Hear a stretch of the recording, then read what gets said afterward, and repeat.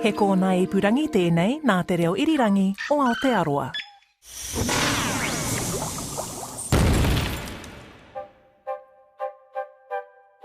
Kia ora, and welcome to Elemental, a podcast from RNZ celebrating the International Year of the Periodic Table.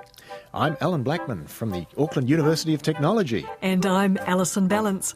And this is episode 40. And today is about a really important element, iron. Indeed, it's so important that it actually gets its own age, the only element to do that. The Iron Age followed the Stone Age and the Bronze Age in that order. And it became known as that because that's when humanity discovered how to obtain steel from iron ore. But before we start talking about that, as per usual, let's hit the vital statistics. So iron, chemical symbol Fe, atomic number 26, and the date of discovery is unknown. It's one of those ones that was known to the ancients, even if they couldn't get their hands on the pure stuff. So iron versus that symbol of Fe, what's the difference? Where do those names come from? Okay, so the word iron actually comes from the Anglo-Saxon iron, spelled I-R-E-N, but the chemical symbol Fe, again, this is another one of those elements that when they were known to the ancients, they generally had a Latin name in that time, and the Latin name for iron is ferrum, and so from ferrum we get Fe. Well, the story of iron is really the story of how it helped create our modern world, isn't it? But where is iron itself created? Well, like, I guess, many of the lighter elements, iron is created in the interior of stars. And, in fact, iron is the heaviest element that can be formed in the interior of stars through the nuclear fusion reaction. And, basically, once iron starts forming in the middle of a star, it can't form anything heavier from that. And then, basically, what happens is the star runs out of fuel, and it's eventually going to end up as a red giant and then a black hole, ultimately. Wow. Well, iron, or at least iron as steel, is ubiquitous in our lives. Is it also ubiquitous on the planet? Well, people who've been listening to the podcast episodes assiduously will have noticed that we perhaps told a little white lie back in the aluminium episode. Oh, Professor Blackman. I know. It's a white lie. It's okay. But we said that aluminium, I said probably, that aluminium was the most abundant metal on the planet. Now, there's two ways of looking at that. What I said was technically correct if we're only talking about the Earth's crust. And so, in fact, that's true. Aluminium is the most abundant metal in the Earth's crust. Iron is the second most abundant metal. But that conveniently ignores the fact that the core of the Earth is, in fact, mostly iron. Okay, so can I just run through to make sure I've got this right? So a quick reminder of the Earth's structure, starting from the middle, from the centre. We've got a solid inner core, a liquid outer core, then the mantle, and finally this thin crust on the outside. So when you talk about the core, you're talking about both the solid and the molten bit here? Yes, indeed. Yep. So the inner and the outer bit, they might not have exactly the same composition, and nobody really knows, but overall it's thought that the core is roughly around about 80% iron. The exact figure is up for debate at the moment. The rest is very probably nickel and a few other elements. And if you count all that up, then some estimates have iron basically comprising 1/3 of the mass of the Earth, which is quite a lot. So how do other elements get down there with iron? Well, some elements are what we call siderophiles, and that comes from sideron, iron, and philia, to love. Those elements that are siderophiles are some transition metals, and what happens is that they dissolve readily in iron, either as solid solutions or in the molten state, and then they eventually end up sinking to the core along with the iron. So their fondness for iron helps explain why these elements are relatively rare in the Earth's crust. Siderophile, that's a lovely word, iron-loving. I'll have to see if I can work out how to drop that into conversation from here on in. Now, of course, we've never been to the centre of the Earth, and we probably never will go because it's rather hot in there, so we still don't really know what's down there. But without it, there wouldn't be life as we know it. Yes, life wouldn't be life as we know without it, and that is explained by a theory known as the dynamo effect.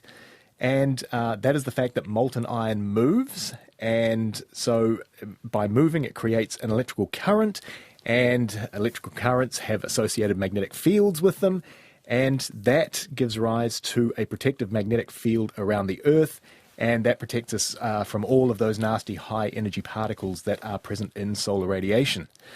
There is a heck of a lot of iron on planet Earth, or in planet Earth, should we say. But interestingly, you don't find iron in its native elemental state in nature, except if you're lucky enough to pick up a meteorite. So you mean I wouldn't find lumps of it lying around unless I happen to find a meteorite? Yeah, another nice little fact, I guess. And what we know from ancient civilizations is, in fact, that the first use of iron was, in fact, probably from meteorites. Egyptian tombs that date from around about 3,500 BCE contain iron ornaments, and they are thought to have come from meteors, A, because iron smelting wasn't known at that time, and B, because these ornaments contain around about 7.5% nickel, which seems to be par for the course for meteorite-derived iron. That's remarkable, because I think of meteors as being really rare things. I know that people wander around in Antarctica looking for them because it's easy to find them out on the ice. But the fact that obviously enough of them have been lying around that people have picked them up, looked at them and gone, oh, I think this might be something useful. Can we use it? That's incredible. Yeah. But obviously these days we don't rely on iron for meteorites. So what happened? Well, some bright spark found out how to smelt iron, and this was thought to be in what is now modern-day Turkey, around about 2000 BCE, and that was in fact during the Bronze Age. It didn't really catch on because it was actually inferior to bronze for many uses because pure iron is quite soft. And the real turning point came then when steel was discovered. And steel is just iron with a smidge of carbon in it. And that seems to have been first discovered in, again, what is now modern-day Iran. And that's when the Iron Age began. Now, you see various sort of dates around the internet for the Iron Age, and it seems to have started in different places in the world at different times when people figured out how to actually smelt iron and make steel. And interestingly, it wasn't until around about the 1700s when people figured out that it was actually the carbon that was responsible for the strength of steel, and that was discovered, in fact, by a French entomologist. Oh, go the biologists. So why is steel so good? Well, it's certainly a heck of a lot stronger than pure iron. But I guess like pure iron, it suffers from the big problem of oxidation by atmospheric oxygen. And that's fancy talk for saying, in other words, it rusts. So how do we get around this rusting? Because steel is obviously very, very, very useful metal. So we can get around it by making alloys with other metals, in particular nickel, tungsten, vanadium and manganese. And most importantly, if your iron contains 18% chromium and 8% nickel, you have yourself stainless steel. Now, iron not only set in motion the Iron Age, it was actually the catalyst for the entire Industrial Revolution, wasn't it? Oh, yes, very much so. In around about 1709... a guy by the name of Abraham Darby established a coke-fired blast furnace instead of charcoal, and he was able to produce cast iron using that. And so that led to the mass availability of inexpensive iron, and that was one of the factors that certainly led to the Industrial Revolution. So, things like railways, think of how that contributed to, the industrial economies. And iron was so important that railways were often known as iron roads. And in fact, the French for railway, chemin de fer, means that exactly, iron road. Ah, très bon. And to really emphasise the importance of iron, iron accounts for around about 90% of all the metal that is refined on Earth, and that makes it by far and away the most used metal on the planet.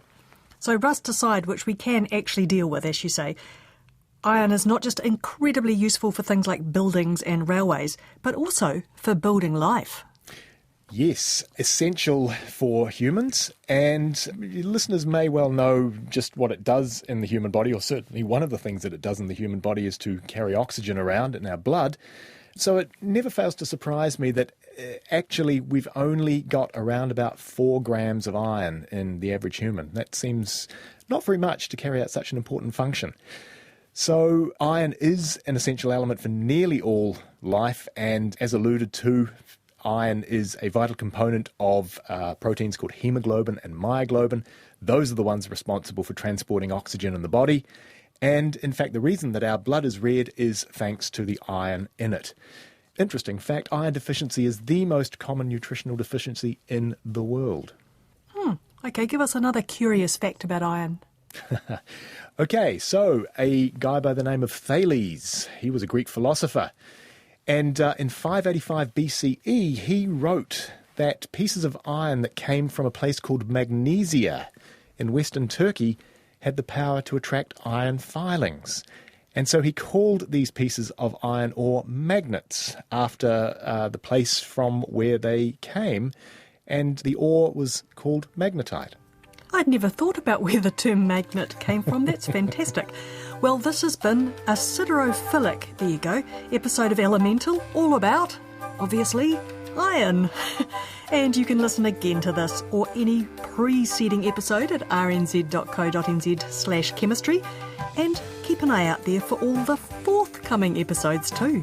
And I couldn't let the iron episode end without mentioning two words, Steely Dan. We haven't had enough musical references of late. Very good.